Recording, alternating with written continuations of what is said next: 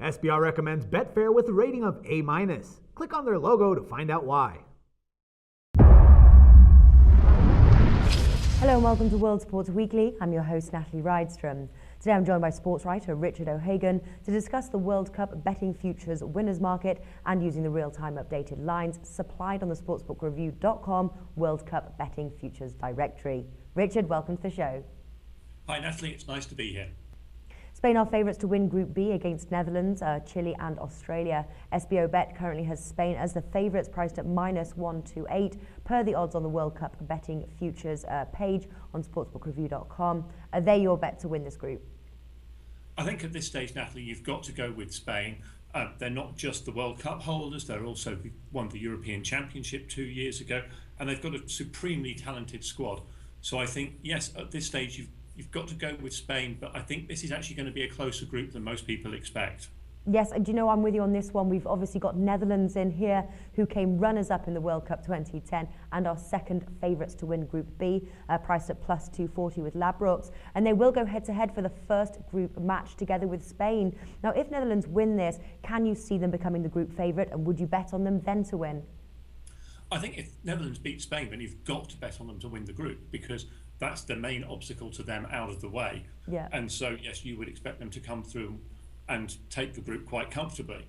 Now, even if they actually draw, that still opens the group wide open, because what that could then mean is that the decision on who wins the group comes down to goal difference, and you'd have to back the Dutch to score a few goals. So again, that might be a good option at that point.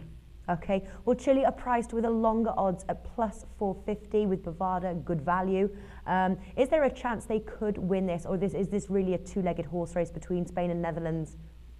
No, Chile are right there in the mix. I mean, they played England towards the end of last year at Wembley and beat them quite comfortably, even though both teams were putting out largely experimental sides. There's a lot of good young talent in this Chilean side, and that's why this group's going to be closer than people expect, because Chile are going to push both Spain and the Netherlands really hard, and they could surprise people in the way that Uruguay did back in 2010. Now, finally, looking at the outright winners market on sportsbookreview.com, Spain are priced at +740 and the Netherlands are priced at +3250, both with 5 dimes. Now, could either team win the World Cup, especially as Spain won last time and Netherlands were runners-up? Yeah, I think they both stand a good chance. I suppose you'd have to say, looking at where it's being played and the conditions it's being played in, that Spain possibly had the slightly better chance. But I would say that of those two prices, Netherlands are actually the better odds, because I think they're closer to Spain in terms of the likelihood of winning the tournament than those odds suggest. So I would say Spain, a definite possibility. Netherlands, perhaps slightly more of an outside bet. And if you want an outside bet, then those are looking like good odds to me.